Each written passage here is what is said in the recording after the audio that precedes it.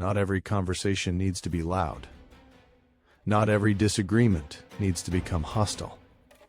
And not every man is interested in spectacle.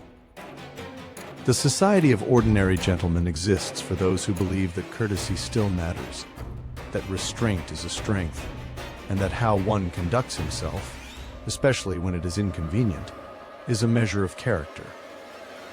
This is not a platform for self-promotion.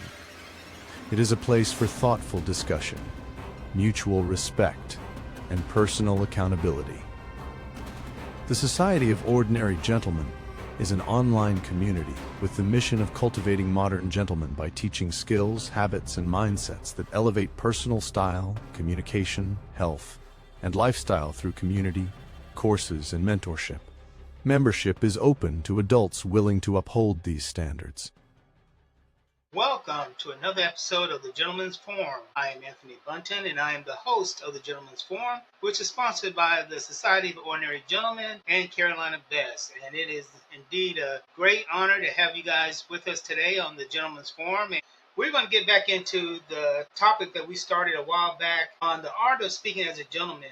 Continuing this series because I had a personal emergency in the family that I had to take care of, but we're going to get back into it today.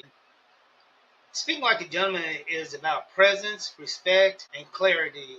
Not just about polite words, but about how you choose them and how you say them, how you engage with others. We're also going to get into a little bit more. And one of the things that I want to expound on today, which I think is very important, and this is something that we see so often and we hear so often, so many people get hung up in slang terminology. They get hung up in common phrases. You find yourself repeating these things that you hear other people say. This has become so apparent and so evident and natural in the day-to-day language that if you're trying to be a gentleman, you want to be set apart from everybody else. So the words that you say makes a big impact on how people perceive you. Because, the reality is, as a gentleman, we have to monitor what we say and how we say it.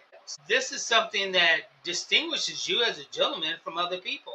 Repetitive things, repetitive words, repetitive phrases. I'll give you an example. Like back in the 80s, there was a time where like the girls used to have this, what they call valley talk, where they would say like totally, or gag me with a spoon, or just off the wall things. And it was a common phrase that you start hearing all these girls talk like that, especially the ones in California. So, and even nowadays we hear these phrases, and it's so easy for us to fall into this category of repetition of what other people say. And when you do that, you tend to lose the audience that you're speaking to. This is something that I'm working on.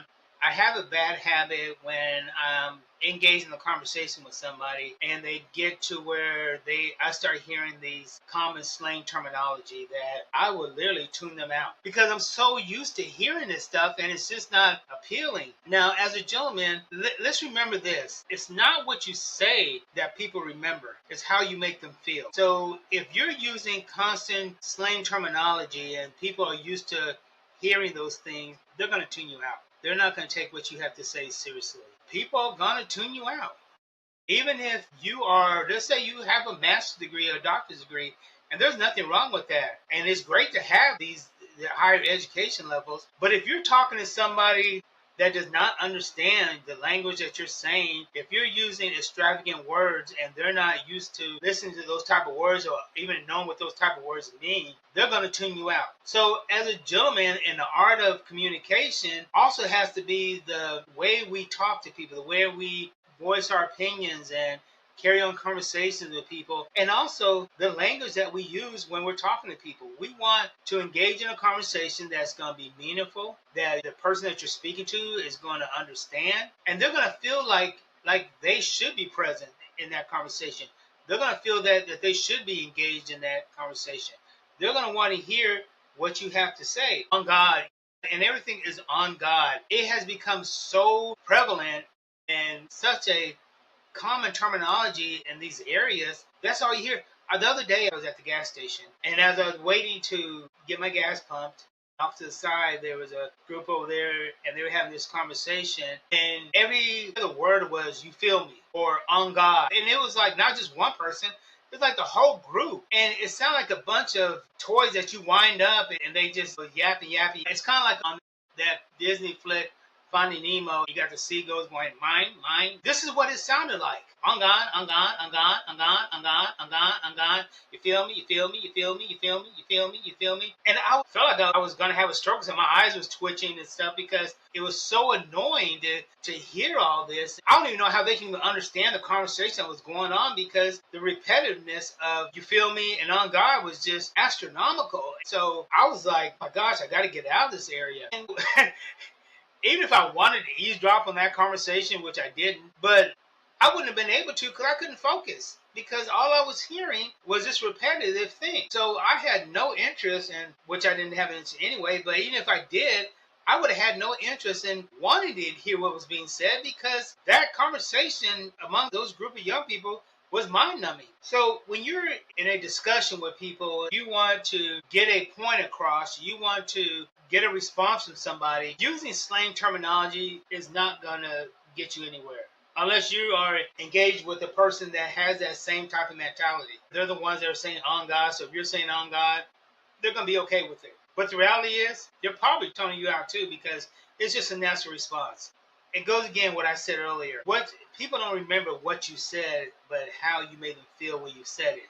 If you're talking, that person is feeling mind numbed, or they're not feeling interested in what you're saying, they're not going to remember what you said. So as a gentleman, when you're engaged in a conversation, you want to be clear, you want to have a positive composure.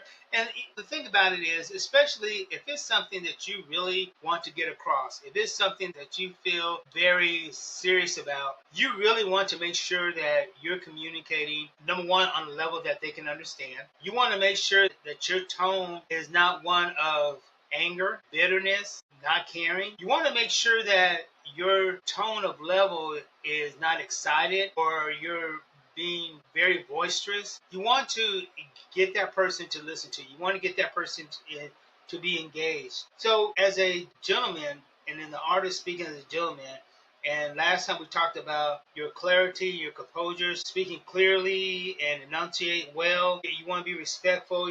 You want to, use words like thank you, I appreciate it, excuse. You want to avoid the slang and offensive terms, the over casual expressions. Then we also talked about being an active listener. And that's something that everybody has to work on. Because as I said in the last podcast, we have a habit the minute somebody starts talking, we stop listening, we start forming a response or a defense to what's being said. And we lose 3/4 of the conversation of what that person is saying. You want to have confidence in what you're saying without being arrogant about it. There's a difference in being confident and being arrogant. Being confident is I know what I'm saying and I believe in what I'm saying and I stand behind what I say. Being arrogant is like, I'm better than you. You're going to listen to what I have to say. Your thoughts don't matter. Your opinion don't matter. What you want to avoid. You do not want to have the arrogance. So we talked about those core principles, and today I want to go over volume and delivery. The volume, you want to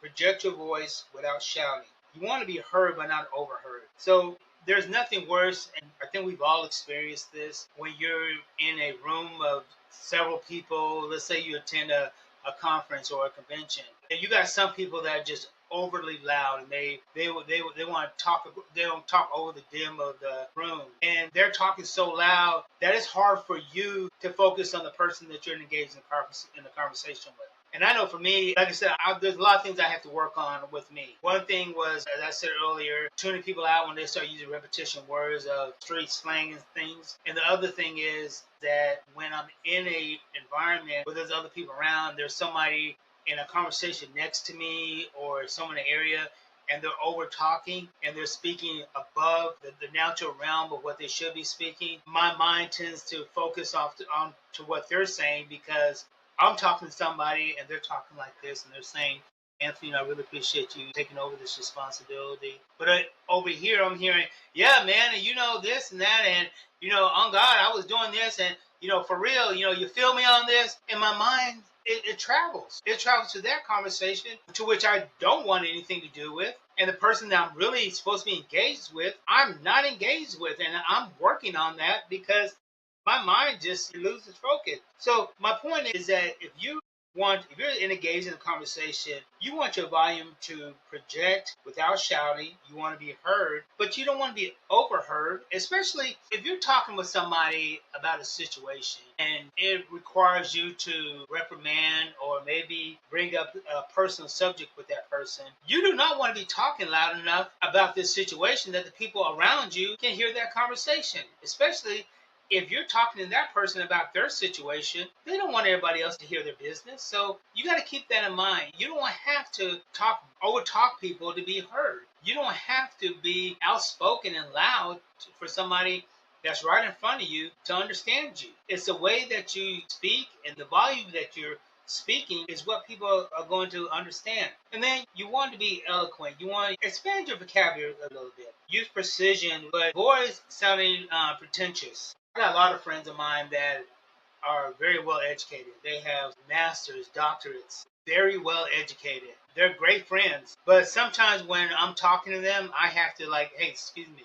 Can you bring the language to a level where us common folks can understand? Because sometimes they use these big words. I consider myself pretty well educated. I consider myself able to hold a decent conversation with somebody who has a master's degree or a doctorate degree. But when you start using these very elaborate words, people start losing interest, especially if you're talking to somebody that has a less level of education than you do, and you start using these big words, they're going to tune you out. They're going to find the quickest way to end that conversation and get out of that conversation. So when you talk to somebody, you want to have a eloquent vocabulary. I like learning, and I like learning different words. And I'm not talking about big words to impress somebody. I'm talking about when I say I like learning new words, I don't necessarily mean words I never heard before. But what I do mean is I like hearing and learning about a word that I can use to replace a common generic slang term. So I'll give an example. I am in the process of this year working on how I speak and how I write. One of the things that I'm doing is I am trying to avoid using abbreviated words. Getting to the point where I'm trying to say, no, it is not, rather than it isn't, or I do not, rather than don't. I know everybody does it. Yes, you're right. Practically everybody does it. But for me, I want to better myself. I want to speak more clearly. I want to speak more eloquent. When I'm in a conversation with somebody, I want people to want to lean in and hear what I have to say. I want people to respect the words that I'm saying. I am this year have been working on how I communicate, avoid using abbreviated words, and even in my writing. Yes, I can always say it's quicker to say it's than it is, or to write it is instead of it's quicker to write don't instead of do not. But am I improving myself? No. If you are trying to communicate with somebody, especially when it comes for a job and things like this, you're trying to get an advancement, you're trying to get a higher level position, you want the language, you want your writings to be the person that you're applying to can see, yes, this person has great potential, this person speaks eloquent, they can communicate with other people eloquent. And I shared this in the last podcast about my staff. I had to get on them about using the slang terms, even in the work environment, because I found out that the way they talk is the way that they're writing their reports. They didn't believe it until I started pulling their reports and reading them back to them. They started realizing that they've been speaking that way for so long that they were actually writing that way. When I send somebody out to do a evaluation and to come back and write a assessment report to give to my client does not want to see a assessment report that says, I don't think they knowing that door is not closed all the way. It ain't the manager's responsibility. Then their employees need to. The client does not want to hear that. What the client wants to hear is, it is my assessment that the employees do not completely understand the ramifications of that door being left ajar. Now, you might say, well, that's a lot of words, but that lets the client understand exactly and clearly what you're saying.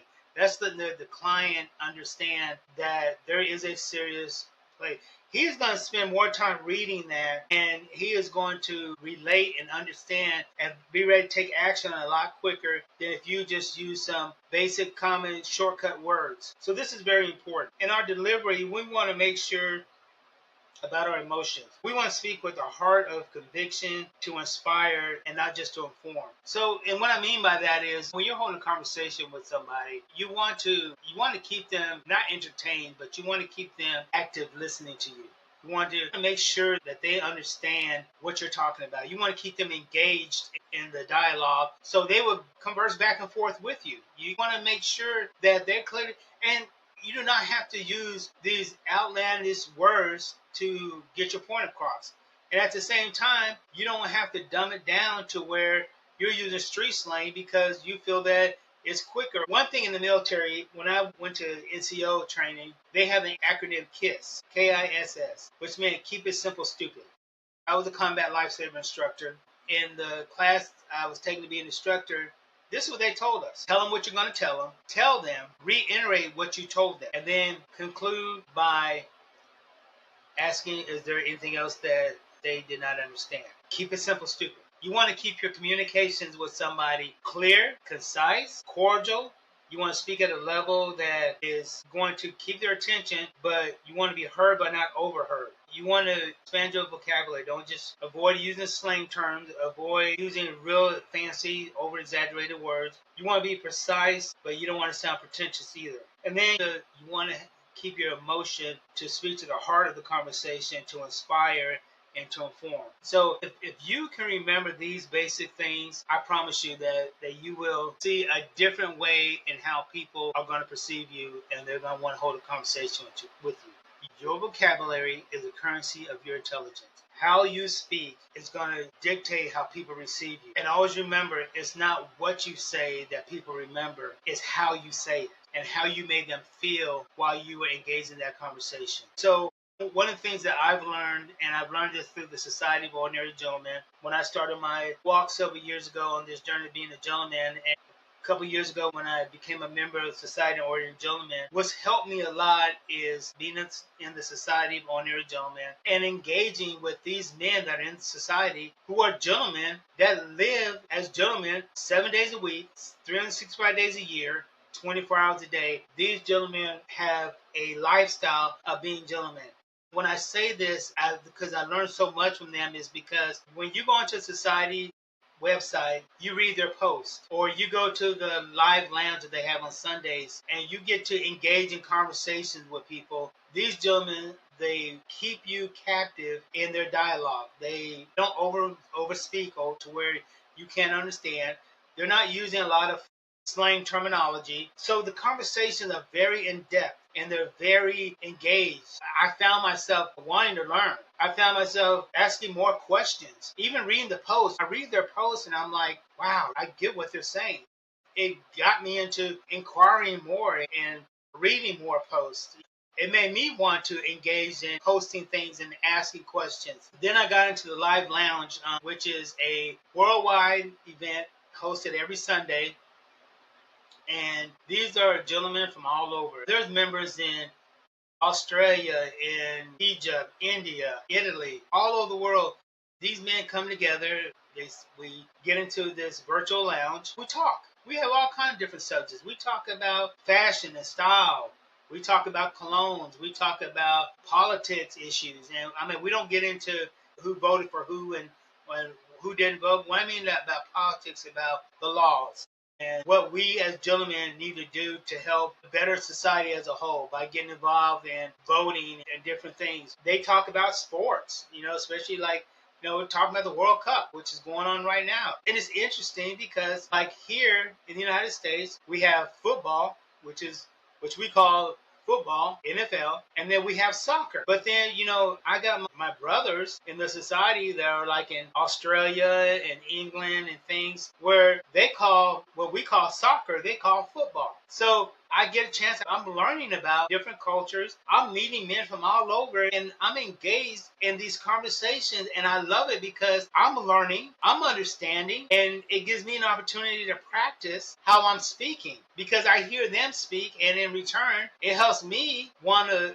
better myself in my communication efforts. And granted, gentlemen, for me, this is a huge thing. I shared with many of you in previous podcasts, I grew up having a bad speech impediment. I stuttered really bad to the point where I hated going to school. I hated raising my hand to answer questions in school. I hated being called on in school, even to the point where I started having to get out of that shell was when I went to the military and having to report to commanding officers and things, and being a section leader and then being a platoon leader and different things, squad leader, where I was forced to talk. And then who would have thought that this young boy that I was would be not only teaching hundreds of soldiers about combat life-saving techniques and emergency medicine techniques, but also becoming a minister and preaching to hundreds of people, holding seminars and things like this. I would have never thought I'd be doing that. And so here I am in the military. I was a combat life-saving instructor. I was teaching IV therapies and all these different life-saving techniques. Then I was instructing lower enlisted soldiers, and then I became a minister and pastored in churches and being over different sections of the church and stuff, being an associate pastor for my father, then getting into the society. Now I'm doing not one but two podcasts that are on Apple Podcasts, iHeartRadio, Spotify, Amazon Music, YouTube, Deezer, on the websites and stuff. I would have never thought that I would be doing this stuff. And so this being with the Society of Ordinary Gentlemen has helped me do this. And it is a phenomenal organization to be a part of. It is not a regular society that you see on school. It's not a Facebook page. It's not a fan page. It's not a college fraternity. This is an actual society of men that live as gentlemen. And I'm telling you, if you are just starting this journey, or you want to start this journey, or maybe you've been trying to do this for a long time, or you're on this journey, but you want to get better at it, this is the place to go. The Society of Ordinary Gentlemen, they are phenomenal. They have a board of directors. They have their own constitution.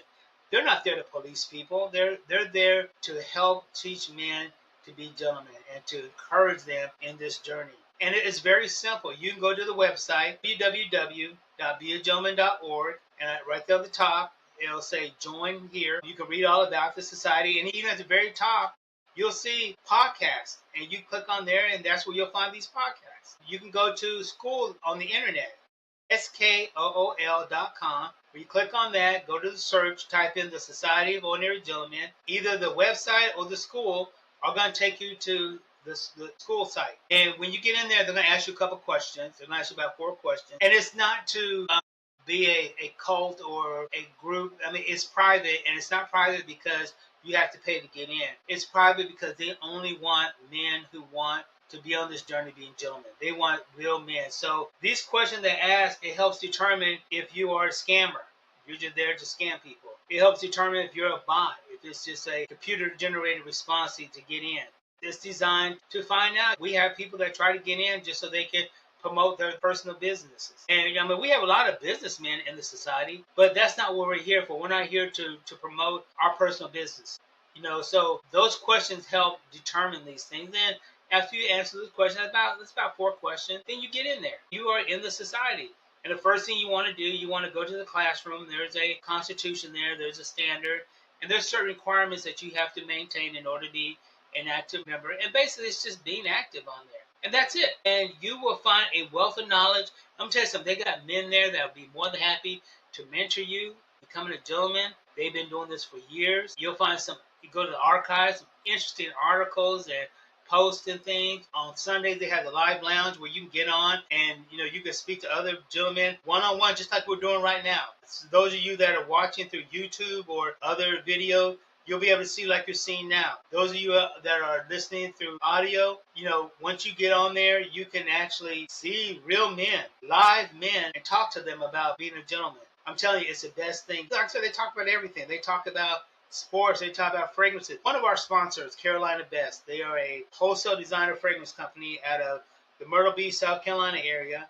I've come across them years ago when I lived in Myrtle Beach, and I used to go there all the time and get my colognes, and my wife used to get her perfumes there. Then we moved to Memphis, Tennessee, but I still get my colognes from there. You know why? Because they have over 400 of the name brand colognes and perfumes that you can find anywhere, and the prices is phenomenal.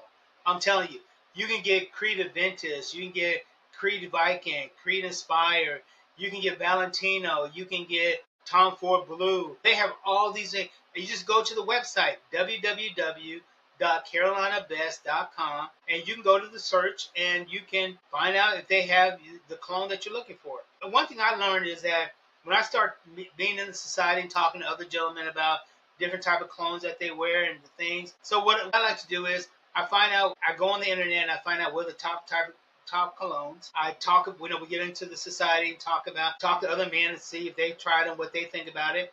And then you know what I'll do? I might go to the mall, go to the department store, get the tester and get a sample, put it on and see how I like it.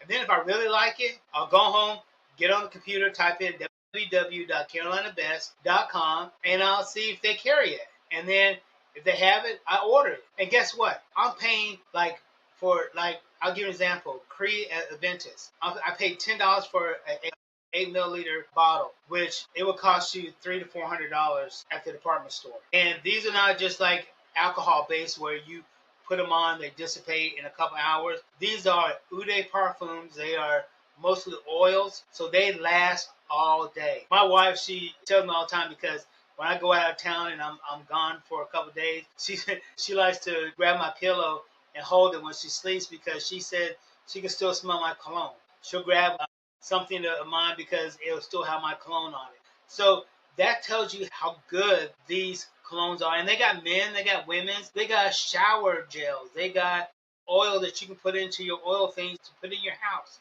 The same fragrances you can get in the oil form. Like, let's say you like Creed Aventus, you can put it in or get the oil burning. You can have it go throughout your house. Even in my office downtown, I ordered some oils. They walk in my office, they're like, oh, it smells so good in here. So I'm telling you, and this is what we do in society. We share ideas. We share where you find your fragrances, where do you get your hats, where do you get your suits from, or your shoes. And then the society is the best place if you want to grow to be a gentleman. And it starts right at www.beagentleman.org or go to school, SKOOL.com. Look for Society of Ordinary Gentlemen. And gentlemen, tell everybody about the Gentleman's Forum.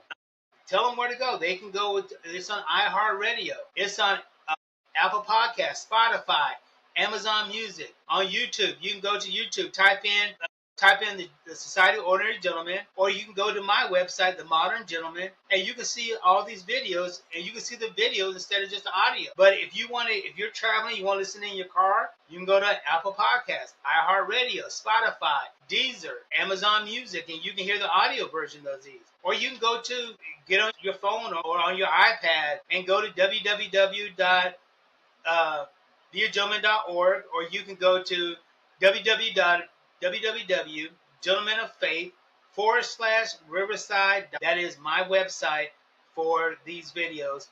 And you can check all these things out. Tell your friends about them. Tell your family about it.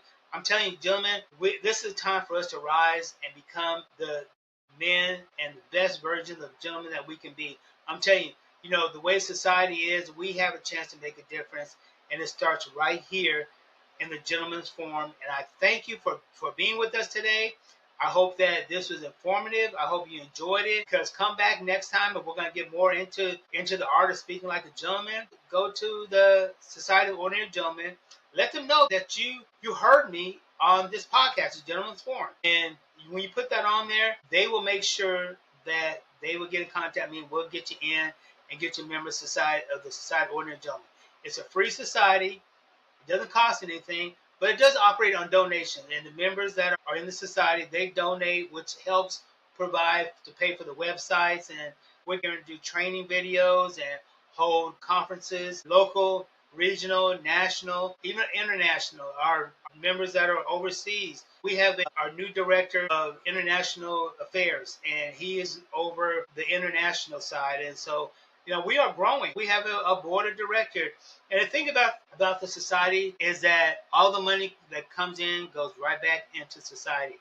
They have a gentleman's market there where you can go on there and you can see things that you can purchase. You can purchase this signet ring from society. I have a lapel pin from the society. I got cufflinks from the society. You can get a tie that says Society of Ordinary Gentlemen that has an emblem on it. And everything that you buy on there, all that money goes right back into society. There is not any member in the society on the board that gets paid for anything. All the board members are all volunteers. And so our goal is to educate, to recruit, and to inspire men to be the best version of gentlemen that they can be. And it starts right here with the Gentleman's Forum. Gentlemen, thank you so much for being a member of the forum today and for listening. And I hope to see you on the next podcast. I hope to see you become a member of Society of Ordinary Gentlemen. And we will see you next time. And I challenge you to be the best version of a gentleman that you can be.